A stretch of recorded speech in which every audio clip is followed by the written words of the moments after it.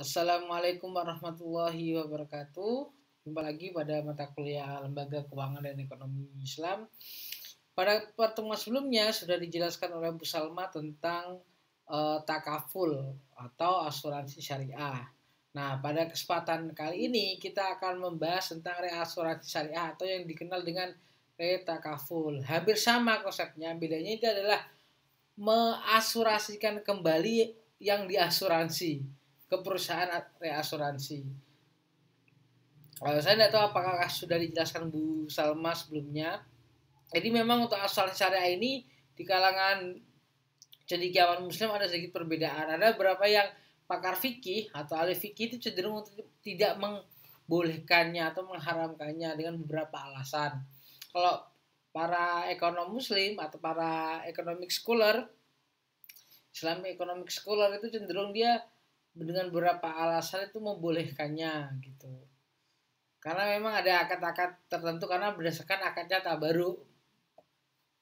Kalau misalnya di sisi lain mengharamkan karena ada unsur perjudian di situ, ada unsur kegororan, misalnya kita harus bayar tapi kalau nggak pernah diambil klaim kan kita rugi, atau misalnya kita nabung atau memberikan bayar premi asuransi tapi kita kerugian segini yang kita yang rugi, misalnya ada kecelakaan tapi yang nanggung adalah si pihak asuransinya. Jadi ada pihak yang dirugikan, ada pihak yang untung. Makanya kalian bisa searching lah beberapa alasan kenapa asuransi syariah atau takaful itu ada beberapa perdebatan.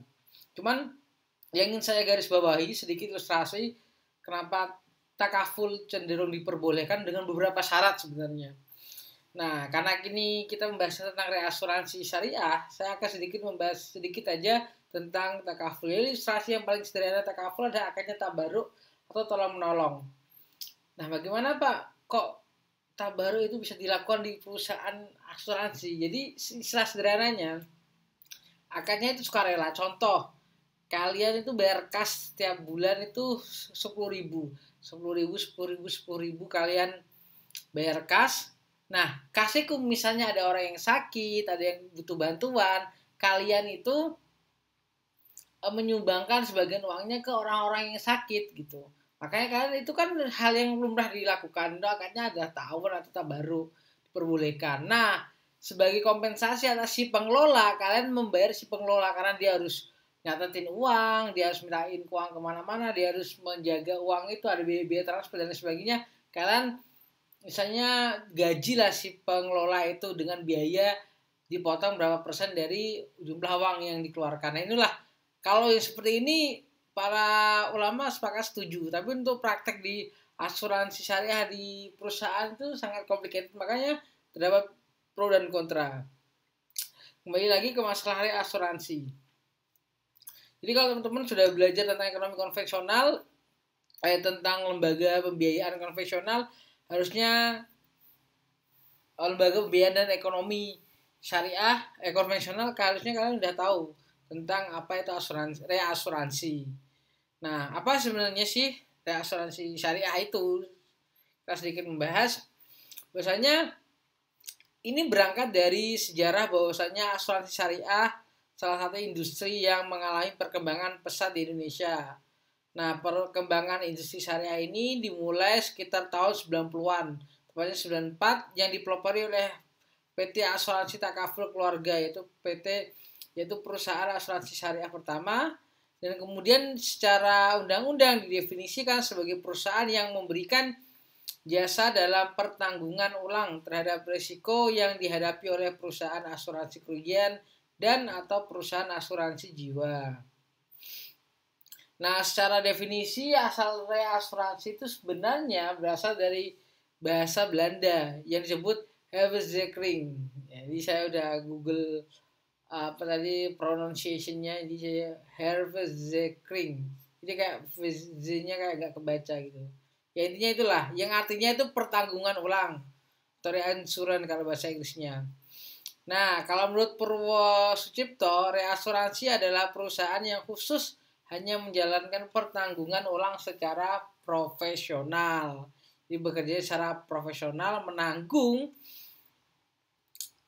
perusahaan asuransi yang mereasuransikan ke tempatnya dia itu. Nah, sedangkan menurut Undang-Undang Nomor 4 Tahun 2014 menyebutkan bahwa reasuransi syariah adalah usaha pengelola risiko berdasarkan prinsip syariah atas risiko yang dihadapi oleh perusahaan asuransi syariah, perusahaan penjaminan syariah, ataupun perusahaan reasuransi syariah lainnya. Jadi nanti yang kerjasama bisa saja antara perusahaan asuransi syariah dengan reasuransi syariah, atau kerjasama antara memang sesama perusahaan reasuransi syariah itu saling mereasuransikannya. Jadi nanti ada tolong menolong itu untuk menstabilkan perusahaannya. Misalnya nanti perusahaan reasuransi ini dikhawatirkan ada masalah likuiditas, kemudian orang pada minta ngeklaim semua, akhirnya kan dikhawatirkan berbarengan, maka saling mereasuransikan. Jadi misalnya kalau perusahaan ini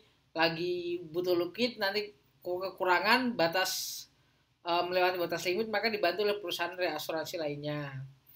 Nah, reasuransi syariah itu sebenarnya diperlukan atas asumsi,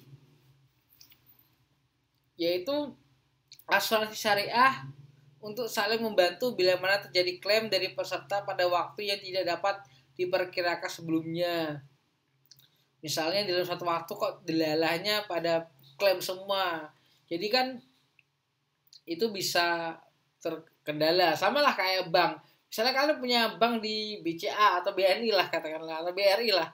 Kalau kalian semua orang di Indonesia mengambil uang di bank dalam waktu yang sama, itu di bank itu nggak ada uangnya semua, karena udah diputer, udah di store ke BI, udah untuk dipinjamkan ulang kembali, di pembiayaan lagi. Makanya kalau di kalau di bank kan ada lembaga penjaminnya, salah satunya lembaga penjaminan simpanannya. Nah, kalau di asuransi ini ada salah satu mekanisme adalah mereasuransikan kembali, mengasuransikan kembali apa yang ada di perusahaan asuransi tersebut. Nah, apa sih sebenarnya tujuan retakaful? Retakaful itu bertujuan untuk mengurangi atau memperkecil beban risiko yang diterimanya dengan mengalihkan seluruh atau sebagian risiko itu kepada pihak penanggung lain. Nah, bisa keseluruhan atau memang sebagian risikonya saja.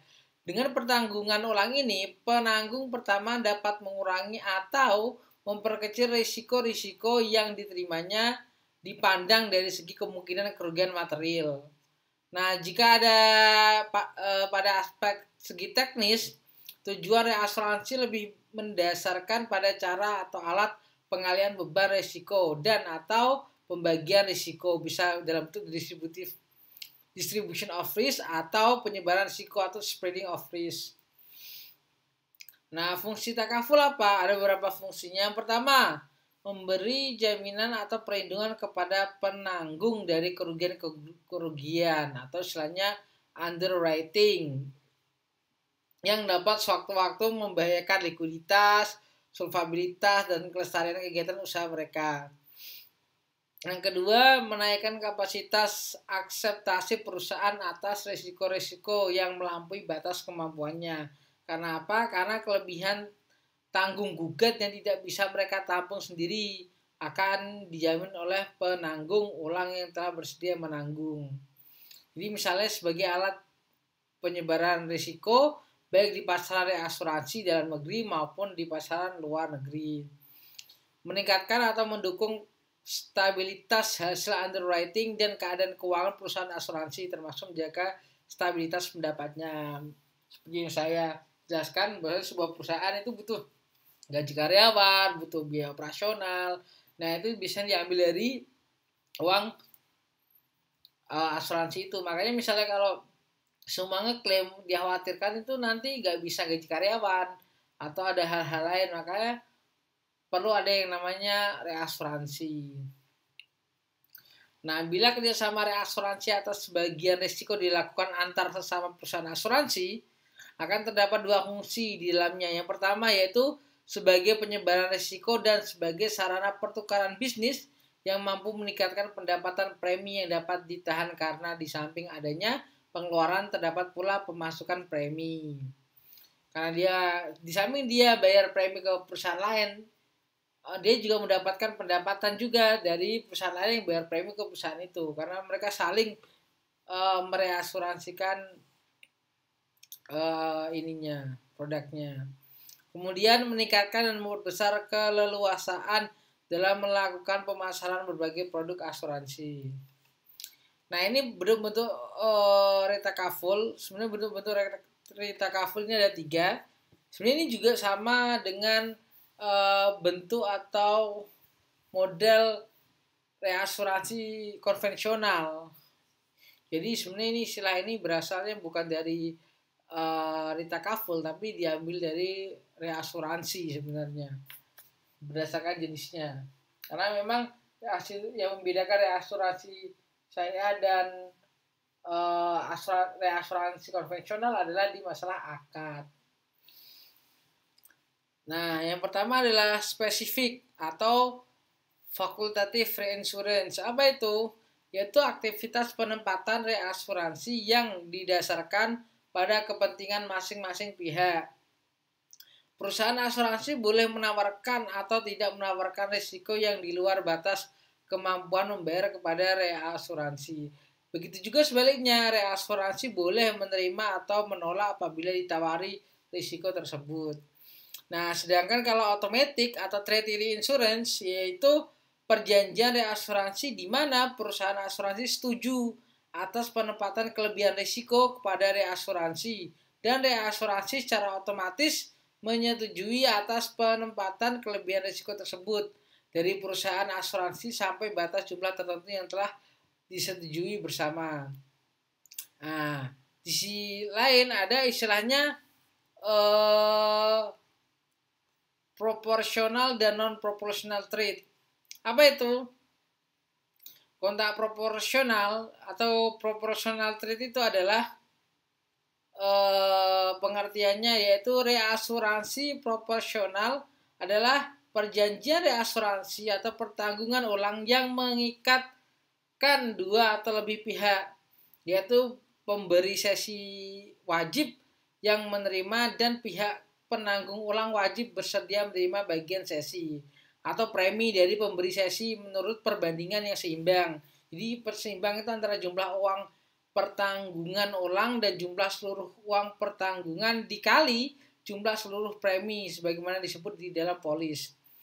Nah, sesuai praktek yang terjadi hingga saat ini terdapat 2 jenis atau tipe kontrak pertanggungan ulang. Jadi untuk yang proportional trade itu ada 2. Nah, yang pertama namanya kontrak bagian tetap atau quote share treaty. Kemudian yang kedua kontrak surplus. Bedanya apa? Bedanya adalah kalau kontrak bagian tetap yaitu perjanjiannya itu menyatakan bahwa pihak penanggung pertama atau pemberi sesi mengikatkan diri wajib memberi dan menanggung ulang terkait wajib menerima sesuatu bagian tetap dari setiap risiko yang dijamin oleh penanggung pertama berdasarkan polis pertanggungan yang telah diterbitkan. Nah, kalau sedangkan surplus yaitu perjanjiannya pertanggungan ulang yang menyatakan bahwa pihak pemberi sesi terikat wajib memberikan sesi dan para penanggung ulang wajib menerima surplus. Nah, ini ada surplusnya liability yang melampaui retensi sendiri. Pemberi sesi sampai dengan batas tertinggi yang disepakati antara pemberi sesi atau ceding opening dan penanggung ulang. Nah, kalau kontrak non proporsional pengertiannya adalah kontrak reasuransi non proporsional itu suatu perjanjian reasuransi yang mana dia itu menetapkan bahwa para penanggung ulang dengan menerima sejumlah premi yang telah disepakati bersama bersedia membayar kepada penanggung pertama semua kerugian yang melampaui batas limit retensi atau underlying net retention sampai pada batas jumlah atau persentase tertentu yang terjadi karena peristiwa-peristiwa yang diperjanjikan sesama atau bersama. Nah, kemudian apa sih sebenarnya perbedaan reasuransi dan retakaful? Reasuransi ini istilah konvensional ya. Dan retakaful itu reasuransi syariah. Nah, mekanisme operasional pada reasuransi syariah itu harus menggunakan sistem yang dibenarkan secara syariah di mana harus lepas dari praktik goror, maisir, dan riba. Jelas itu. Nah, sedangkan dalam transaksi kerjasamanya harus menggunakan skema bagi hasil mudharabah sebagaimana umumnya dalam akad tijarah dalam asuransi syariah atau akad lainnya yang dibenarkan secara syar'i. Memang ini agak sedikit dilematis karena beberapa penelitian itu menyatakan asuransi syariah dan asuransi konvensional tuh secara praktek tuh sama saja gitu, mirip-mirip. Sama juga perbandingan antara bank konvensional dan bank syariah ya intinya sama aja. Di beberapa penelitian itu saya baca memang bank syariah itu dia tidak berdasarkan interest rate atau bunga, tapi penetapan nisbah bagi hasilnya itu mengikuti ketentuan interest rate di pasar. Jadi misalnya kalau di pasar bunganya sekian persen per tahun misalnya kayak per tahun. Jadi dia akan menyesuaikan kira-kira kalau untuk dapat berapa persen itu bagi nisbahnya berapa. Nah, disesuaikan seperti itu. Makanya beberapa orang masih menyaksikan atau meragukan takaful gitu. Tapi ini sedang diperjuangkan karena ini adalah alternatif yang coba mungkin memang ekonomi Islam di dunia atau juga di Indonesia belum 100% syariah sesuai dengan apa yang diinginkan, tapi ini adalah sebuah langkah awal untuk mencoba untuk lebih ke arah yang ekonomi Islam yang kafah. Ini adalah salah satu rita kaful di Indonesia, baik perusahaannya memang punya lokal ataupun perusahaan internasional yang buka cabang di Indonesia. Ada Reasuransi Internasional Indonesia, Reindo Syariah Unit, ada Nasre Syariah, ada Maskapai, ada Tuguri Asuransi, ada ASEAN, ada juga Takaful Bahrain, ada juga Singapura, dan kemudian langsung kita lompat ke konsep sharing of risk dalam takaful. Ini yang seperti saya singgung tadi. Kalau di dalam istilah retakaful atau reasuransi syariah itu kita nggak ada istilahnya transfer of risk, tapi adanya yang ada adalah sharing of risk. Jadi kita berbagi resiko. Jadi misalnya resiko ada nih, misalnya kayak semacam tadi kita iuran, kalau misalnya salah satu dari kita ada yang kena, itu ya kita saling membagi risiko itu. Tapi kalau transfer risk itu sistemnya aku rugi nih, tak lemparin ke kamu semua kerugiannya, aku nggak menanggung apapun. Nah itu kalau bedanya transfer sama sharing. Kalau transfer itu ada salah satu pihak yang harus dirugikan, harus ditransfer risikonya. Tapi kalau misalnya sharing itu berbagi risiko gitu loh. Emang konsepnya secara teori ini bagus, tapi secara praktek antara sharing of risk sama transfer of risk jadinya hampir-hampir mirip. Ini misalnya ya, apabila sebuah perusahaan asuransi syariah menyepakati perjanjian reasuransi dengan perusahaan reasuransi, maka pada saat itu terjadi saling menanggung antar perusahaan asuransi syariah dengan perusahaan reasuransi syariah. Demikian selanjutnya dengan retrosesi atau perjanjian reasuransi dengan sharing company. Perbedaan ini sebagai implementasi dari akad tabaruk yang melandasi operasionalnya dengan prinsip-prinsip syariah. Tapi istilahnya itu juga secara kalau kalian jurusan akuntansi pelaporannya juga ujung-ujungnya sama. Jadi transfernya ya resiko, tapi secara konsep kita sharing ya, bukan untuk memindahkan risiko kita ke orang lain. Nah kalau memindahkan risiko kita ke orang lain itu yang ada unsur kegoran sama perjudian. Misalnya contoh, saya mau pergi ke kampus, saya bawa HP, kemudian ada teman saya ini mau ke kampus, kalau misalnya saya sampai di kampus dengan aman tak bayar 50.000, tapi kalau aku jatuh atau kenapa-napa kamu bayar semua kerugiannya gitu. Jadi ada perjudian di situ. Misalnya kalau misalnya ada yang loss, ada yang untung. Nah biasanya gitu, kalau ciri-ciri judi itu ada loss, ada yang untung. Kalau sharing itu kita berbagi kerugian, berbagi risiko, karena memang ada kebutuhan yang sama.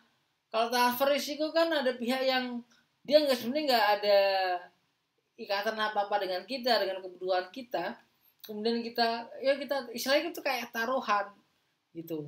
Tapi ya pada prakteknya memang sekali lagi antara takaful syariah atau baik takaful maupun takaful dengan asuransi maupun reasuransi konvensional itu sedikit-sedikit mirip pada prakteknya. Tapi secara konsep ini berbeda. Ya ini mungkin dari saya, kurang lebihnya mohon maaf apabila kurang jelas. Karena memang ini suara saya agak kurang bagus. Karena memang ada sedikit masalah, jadi mohon maaf jika bicaranya agak tersenda-senda karena memang ada beberapa hal yang terjadi. Kurang lebihnya saya mohon maaf. Assalamualaikum warahmatullahi wabarakatuh.